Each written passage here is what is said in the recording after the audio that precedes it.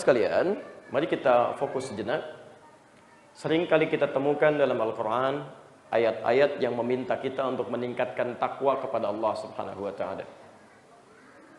Lalu Nabi pun tidak jemu mengingatkan sahabatnya, kita juga umatnya untuk meningkatkan takwa kepada Allah. Apa rahasianya takwa itu? Kenapa kita diminta selalu meningkatkan takwa kepada Allah? Ada apa di dalamnya gitu kan? Tidak mungkin disebutkan dalam kaidah fikih, baik terkait dengan hukum Al-Quran ataupun hadis, sesuatu sering diulang-ulang disampaikan kecuali ada keutamaan besar di dalamnya. Ini satu rumus ya. Kalau Anda temukan misalnya satu ibadah diulang-ulang terus di Quran, diingatkan dalam hadis, ini menunjukkan ada yang sangat penting di dalamnya. Ada keutamaan yang tidak biasa. Salat sering diingatkan, diulang-ulang, banyak kalimat salat di Quran. Wa aqimus shalah, yuqimunas shalah, wa aqimis shalah, kan? Banyak sekali diingatkan. Ini menunjukkan pada ibadah salat ada sesuatu manfaat yang tidak biasa. Kalimat takwa ketika sering diungkapkan, ada sesuatu yang besar di situ, ya, yang ingin ditampilkan oleh Allah dalam Al-Quran yang harus kita raih. Apa di antaranya? Mari kita keluarkan dulu, setelah paham nanti intinya, baru kita turunkan amalan-amalannya. Satu, yuk kita lihat. Quran surah kedua Al-Baqarah, ayat 189. Posisi paling kanan sebelah bawah di ujung ayatnya. Ayat ini berbicara tentang hilal. Yas'alunaka 'anil ahillah. Qul hiya mawaqitu lin-nasi wal hajj. Wa laysa al-birra bi an ta'tul buyuta min dhuhuriha, walakinnal birra man ittaqa. Wa'tul buyuta min abwabiha. Lihat ujungnya. Wattaqullaha la'allakum tuflihun. Dan tingkatkan takwa kepada Allah. Perhatikan rumusnya ya. Tingkatkan takwa Anda kepada Allah, takwa. Bila Anda tingkatkan takwa kepada Allah, la'allakum tuflihun, supaya Anda bisa sukses dan bahagia. Sukses, bahagia. Please bahagia. Masya Allah.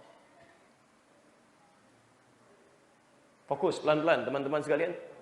Jadi ketika Anda bertanya, kenapa sih kita sering diingatkan meningkatkan takwa? Kata Allah, kalau Anda bisa tingkatkan takwa, saya jamin kamu bisa sukses dan bahagia. Dan kalimatnya umum.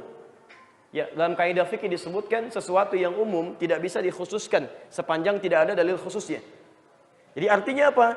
Apapun profesi Anda yang baik-baik, entah Anda di rumah sebagai kepala keluarga, sebagai ibu rumah tangga, di kantor sebagai pengusaha, sebagai pegawai, pimpinan misalnya, atau di masyarakat dan sebagainya, Anda tingkatkan takwa, maka semua karir aktivitas Anda dijamin sukses plus bahagia. Ini poinnya. Dan kalimatnya menggunakan la'alla di situ. La'allakum, la'alla. La'alla itu harfut taraji, ya, huruf yang menunjukkan pada satu harapan yang tidak mungkin bisa diraih kecuali turunannya mesti dikerjakan dulu. Jadi seakan-akan Allah ingin katakan begini, saya jamin ya, kamu akan mendapatkan kesuksesan, plus bahagia dalam hidupmu jika kamu bisa tingkatkan takwa. Anda tingkatkan takwa, maka jaminannya ini, yang pertama.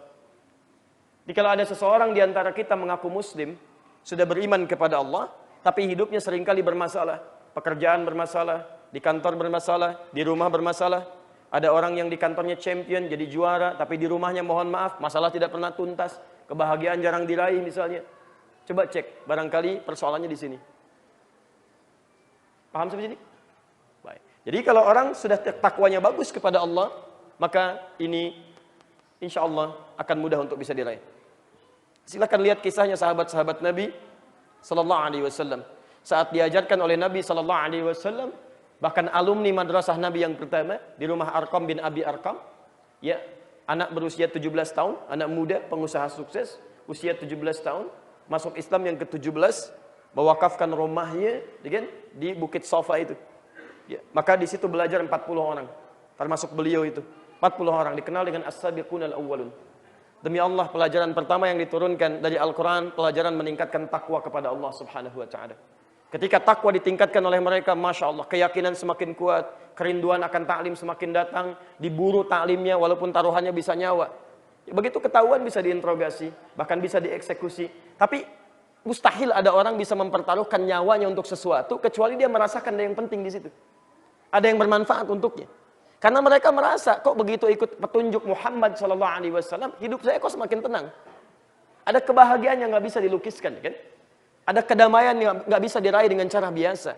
Makanya rela mempertaruhkan keamanan dirinya untuk mendapatkan ini bagian-bagian dari ajaran takwa Nabi sallallahu alaihi wasallam.